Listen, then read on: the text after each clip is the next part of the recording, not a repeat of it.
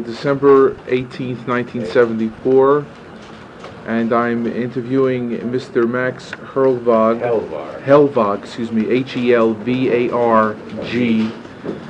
at the Israel Bonds office in New York City.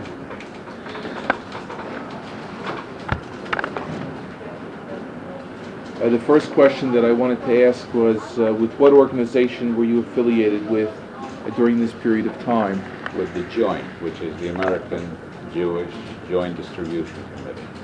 Fine. And what was your position, and what part of Europe were you involved in? I was the director for Berlin and the Russian zone. I think you better... Yes. If you want to test it? Yeah, well, I know. If I can see over here, apparently. The closer you can get, the better. Okay, good enough. We'll do that. You were a director of the Berlin zone. From what years? Actually, I joined officially about 1946. And I was there through the end of 47. Fine. Now, where and when were you first involved with a chaplain with regards to the remnants of European Jewry?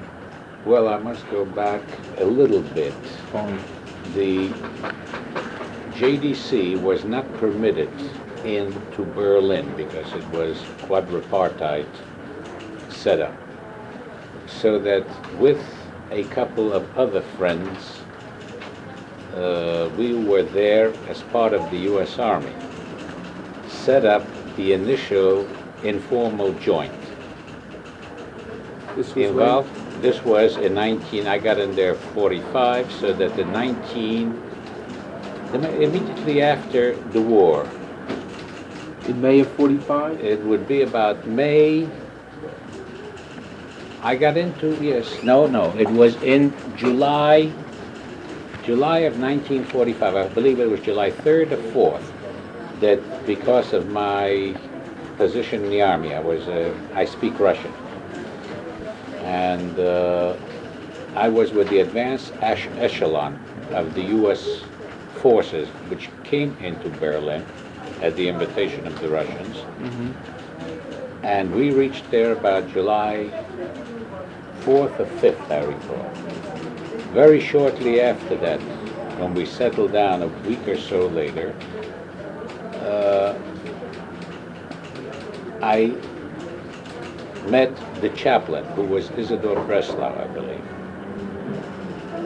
And I met two more friends. We were only 10 Jews in this echelon. But because of our ratings, we were all essentially interpreters, but actually we were intelligence. That's the reason we stuck together. And we found a few Jews, because Berlin at that time was the focal point, the target, the magnet that drew all the Jews, from liberated Jews who were wandering all over the world, and especially in Germany, drew them to Berlin because they heard of the black market that was there. And before I actually met Breslau, one friend particularly, David Eisenberg, much mentioned, and he was one of he's out in Massachusetts somewhere.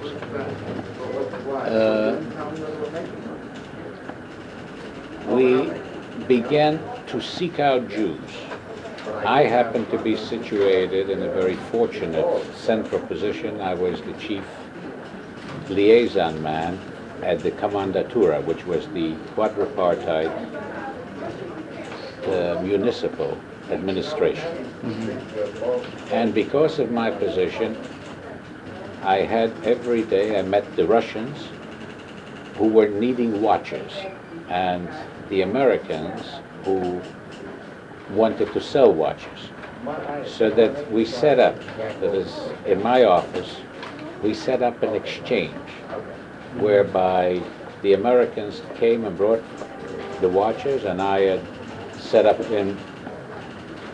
enlisted some more Jewish boys, and They would receive the watches, give them a signed receipt, and when the Russians would come in once or twice a week with satchels full of money, we would sell them and then pay off. It wasn't very long under these ideal circumstances before I had literally millions of marks. At that time, it was exchangeable in value on a basis of 10 to 1. We began seeking out, and we found some... When you say, excuse me, when we say we, who are you talking about?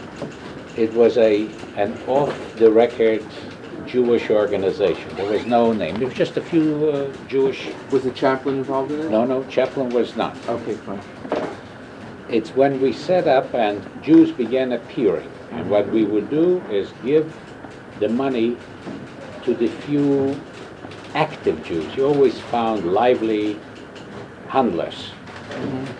We would give them money. They would go out to the railroad station because transports began arriving. Every Jew was drawn to Berlin.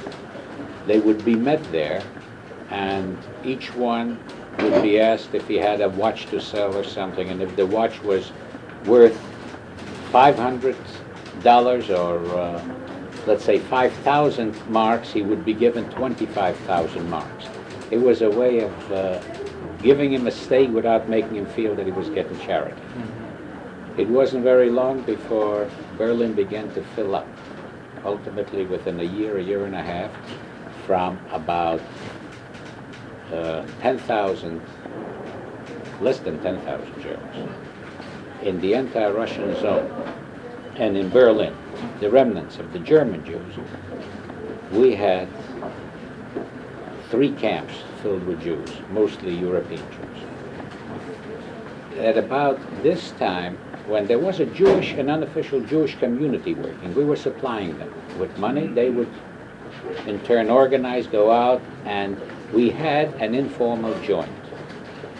I frankly was not a very active individual in organized Jewish work back in the States.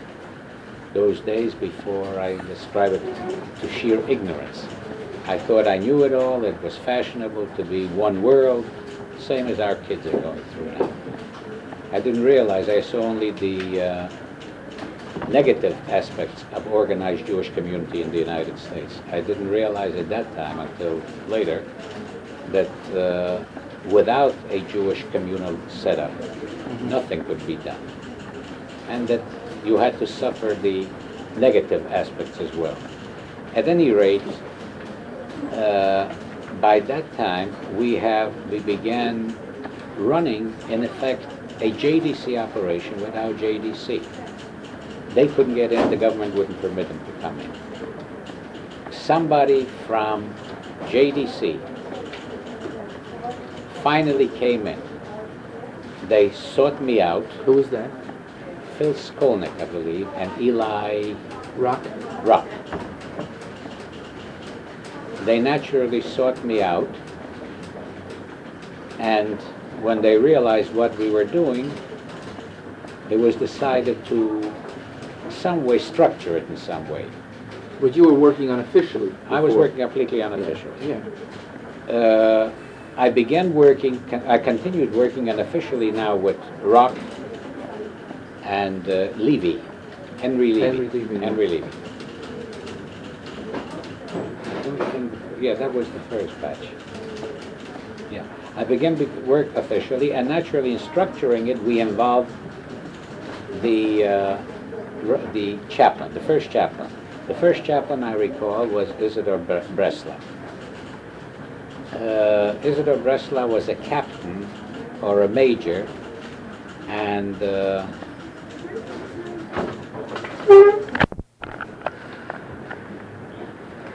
Isidor Breslau was a captain, I believe, and he was about to be discharged. Let me just mention that this is off the record. Yes, please. Okay. And he got into a hassle with my associate at that time, Dave Eisenberg, who was a red-headed, short-tempered man.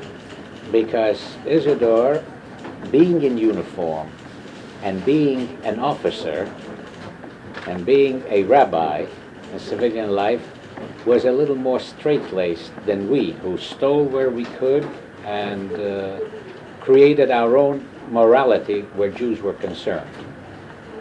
However, in time, Isidore, before he ultimately left, as I said before, now we can go back on the record, was very helpful to the degree that he could. He really interceded once or twice to clear the channels on some details that we might have taken 2-3 days to do our own way, so that I feel that he is due all the thanks that the Jewish people can do. I would consider him one of the among the chaplains who helped to whatever degree he could. Right, but you see, the picture that I'm getting here is that you were the initiators, and you were able to use the chaplain to further your own programs. Yes, we used the chaplain Yeah. to be very blunt, to describe it bluntly, and Yeah. I'm sure that Breslau, if he should read or hear, Yeah. will not take offense. Right.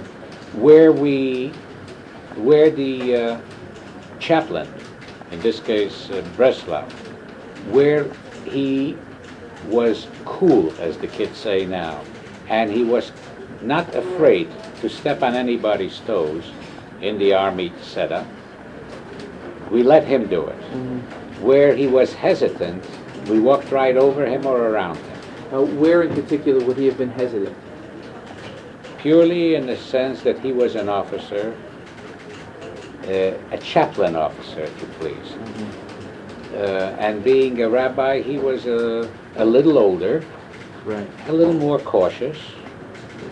I don't say it in criticism. No, but I was never afraid, neither was my associate or the young Jews whom we recruited.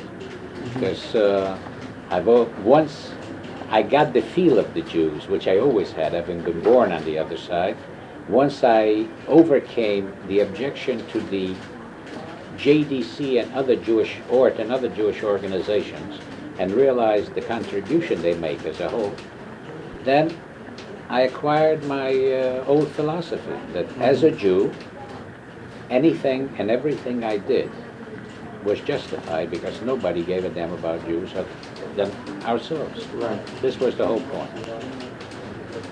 Fine. Now, Sure. if you want me to continue. Continue, please. As time passed, Joe Shuba was there. Joe Shuba was a lovely, wonderful guy who did everything but did it the Shuba way, which very often was repetitive or contradicted things that I wanted to do. Because by that time, by the time Shuba was there, a little confused whether Shuba was there first. No, I think it was Breslau was first. I'm not quite sure. All right, well, that's At any rate, that's okay. Shuba was very helpful, but I finally got him to go home after four farewell dinners when I presented him with a rare Torah, one of 300 that the Jews in Berlin helped us discover. When the Nazis came into Berlin or began after Kristallnacht, they buried about 300 Torahs in the floor of one of the synagogues, which, when the Nazis came and drove the Jews out, was used as some sort of a warehouse, a stable. When the Berlin Jews returned, we dug it up, we photographed them and all, we sorted them out, and of the 300, about 200, I say, were still salvageable. They ultimately ended up, some are in the Berlin Gemeinde, the Jewish community. Most of them are in Israel, which I will mention later when I mention freedmen. And some were given out as mementos, like the one to Shuba. Shuba was cooperative, he was good. I can't say he is not. I've only known 2 or 3 in all of Europe whom I got to know in various ways, who I could honestly say were not my idea of helping Jews. Oh, they tried, but they had their own hang-ups. The less said, the better. Well, there are 2 points here. First of all, with regards to Shubo, you mentioned that he did things his own way. What did that mean? That meant that it wasn't that I cared to do it my way, but he would not recognize anyone else who tried to help. Mm-hmm. He thought he was the boss. It's not a question of boss so much. Again, I'd want to go off the record. I told you before that I had to give him 4 farewell dinners. Right. He refused to get out. It was a glorious time for anybody who was there. Some of us were fortunate. We came back with our head in one place. We never forgot our origins and that we were ordinary working people. Mm-hmm. Some with better jobs, some with lesser jobs, but that ultimately we would return to that. The headiness that you got when you acted almost like God because you had something that these poor people just out of concentration camps needed, you gave it to them. Mm-hmm. And they wanted to kiss your hands and feet. Now, you lived like kings if you lived there. When I ultimately civilianized and took over the joint officially, I took over the house that Count Ciano lived in when he was there. It was a palace. I had German women wiping the snoot and the backside of the puppies that I had. You see, this kind of a life can be very debilitating, for better. So that the big shots that we were there, we enjoyed, but we kept it in perspective. Unfortunately, a lot of, not only chaplains, a lot of officers, a lot of Jewish young men could never readjust to this reality. And you're saying I'm saying that Joe Schubau was reluctant to part. He was so adored as an American rabbi. He was having such a good time. He had picked up a young boy who had been in the Nazi concentration camp, and at 12, when we got hold of him, and Joe made him his ward, the thing that we had to control him is that he kept walking around trying to rape every German woman he could. We ultimately found out why, because he was made a frat boy to one of the Nazi officers. But Joe was a decent guy. I used to meet with him. We would join and speak at the various rallies when I came back. But in that sense, the reason I'm not denigrating him, but I think that I should point out this will be the counterpoint to the dynamic involvement of a man that succeeded him, Herb Friedman. Now, with Herb Friedman's coming in, we had Philip Bernstein, Rabbi Philip Bernstein of Rochester, who at that time became the advisor to General Clay, I believe.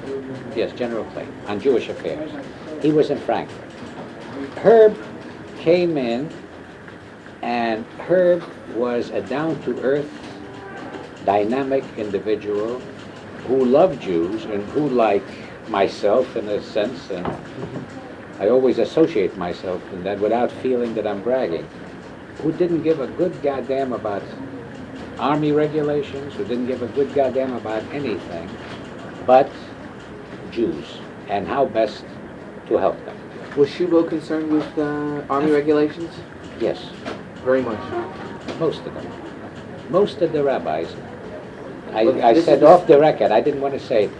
Izzy Breslau, I still tease him. He wanted to walk out a lieutenant colonel. And he wasn't going to cross the inspector general, because when at that time, I was I was a sergeant, but I wasn't working as a sergeant. I was working as Mr. without rank because of the intelligence. I'm still talking when I civilianized Right, before there. JDC. Before JDC. So unofficially, I was there all the time. I'd hear what happened when I was translating, where one day when the Russians announced that they're going to take everybody in their zone, or their sector of Berlin, and transfer them to their zone. Obviously, if they meant to do that, they would have done it and then told us. But when I heard it, I passed word on to Eli Rock, and the following Monday, this was set for a Sunday, Monday, we came in, and the Russians complained with straight faces that they don't know what happened. Sunday, every Jew moved over to the U.S. Thing. You see, now, I didn't care, because of course when I was accused of it, I went to the general. And Which general? Huh? That was, Crowley was the colonel, he was the commandant. Wait a minute, if you spoke general, before Clay. He was a fine, I can't think of his name, he was a fine old man, like a priest, like a minister. I came and complained that General Howley, Colonel Howley. Colonel Howley is accusing me of disclosing secrets, when as a matter of fact, I've never been accused of that, and I've been there from the taking of Berlin, all that nonsense. So, if it can be said that Howley apologized to a mere sergeant, he apologized to me. We decided on some SOB of a major who was giving us trouble, and we had Howley blame him for disclosing that. But these are sidelights, you see. Now, when Herb was there, that would be no problem to me. I wouldn't even have to call Phil Bernstein and complain, because I'd tip off Herb. Herb would do what he could, and then he would involve Phil Bernstein. That was at this level. Another one was that we tried, at that time, we had the agency representatives, Jewish agency. That was from Palestine. And we knew that we had to lay our hands on practical things. So that was a little later, but I'm merely making a point. So I was the director then. So I had plates made, property of AJDC, and anything that Fangzachun mit Aleph got that thing on it. So that when we shipped them out, it was AJDC transferring property from Berlin elsewhere. Herb gathered books. We had a source there too, because again, in my position, with the Russians and with others, I could reach places. I found Jewish Russian officers too, you see, so that this is what happened. We sent out carloads of stuff with the money that I had, and then ultimately cigarettes, which was, they called me the millionaire of Germany, because I had always 1 million packages of cigarettes. This was official, and that was the exchange. Money didn't mean it. So we bought a whole hospital, I remember. Complete hospital. Who you bought? I bought it through these agents, the Jews. You must remember one thing. We Americans who were there helping them may think that we did everything. Sure, we helped them. We opened the channels for them. But I learned one thing, and if I have any success at all in my time I spend there, working with the Jews, it's due to the things that I was taught by the politicized Jews. They didn't come through camp by the grace of God. They came through camp because they were bright, they were strong-willed, they took chances, they were courageous, and they could do anything that a man who hesitates cannot. They did a number of things. This is not the purpose of your interview. so that we helped, but essentially we had organizations. Again, as an example, I keep coming back, when we had, we baked matzahs, the joint baked matzahs in Berlin. We had Seder in every camp. Now the rabbi was, that was Herb. The first Seder, we invited General Clay, and he couldn't get over the idea of walking into these barracks, and you had literally 4 or 5 Sidorim in every camp, because you couldn't squeeze anymore. There wasn't a piece of fish, there wasn't a piece of meat, there wasn't anything in Berlin for the Germans to eat, but there were lots of cigarettes. But we had Sidorim. I didn't organize it myself. They had committees, they had purchasing agents, and they had finaglachs, and they had whatnot and whatnot. Harmonicas. We sent 6,000 horner harmonicas. Anything and everything. Now this is where he wasn't afraid. He would finagle, he would, where clearance was necessary. I didn't have to go looking for some sergeant or behind. He would go to the officer that I didn't know. And by the time they learned about it, it was underway at sea. There was a case of books that were shipped to Holland. Yeah. Let's talk about that. Also, you got into difficulty for shipping something else. So what? No, I know. I got into difficulty. So I collected guns. So what? Well, that's something else that I can get into. You see? Okay. Now, these things, and where you had, the whole point is, where you had a guy like that, or a guy like Mike Abraham, I don't know if you met him. I met him. He's 2 by nothing. He's now 54 years old, and he looks like a eagle. Sometimes he acts like an eagle, but that's only in an affectionate way. He's a highly respected and very decent human being. Now, these 2 guys did.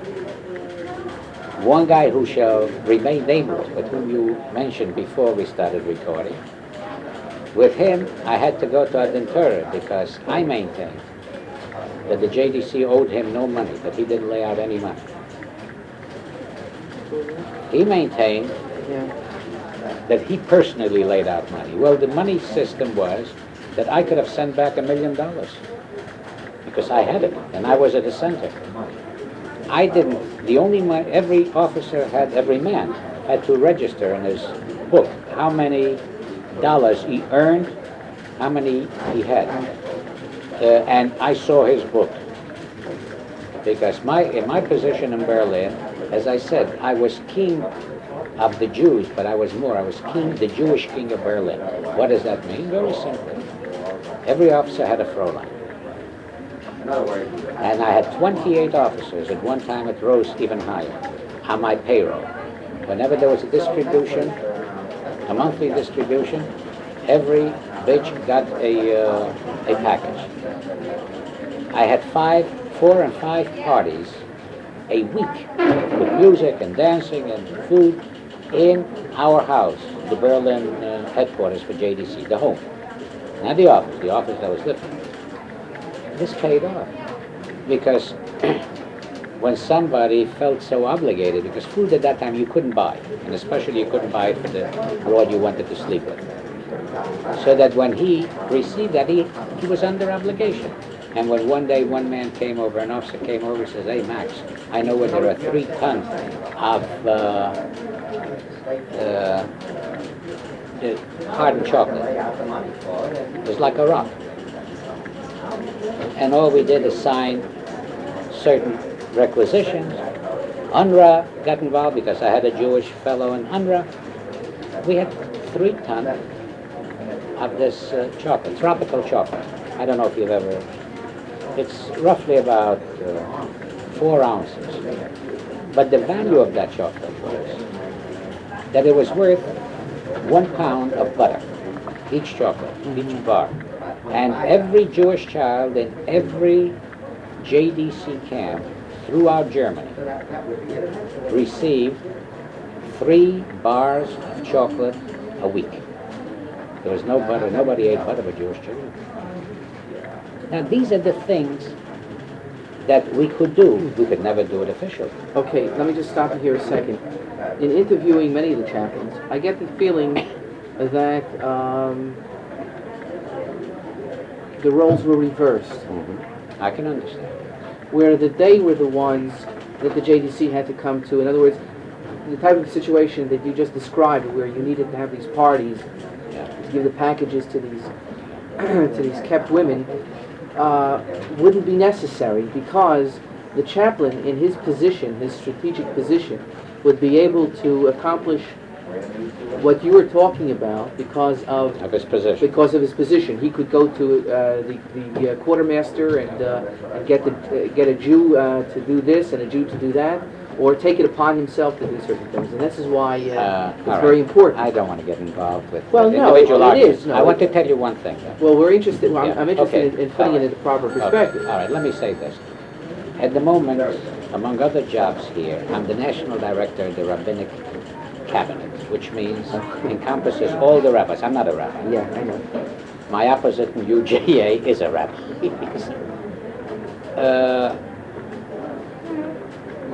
I'm also, having been born in Russia and come here, I'm also known as a slippery, a blatabuch.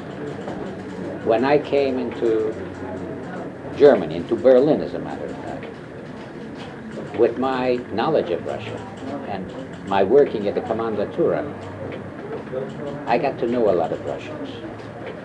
I also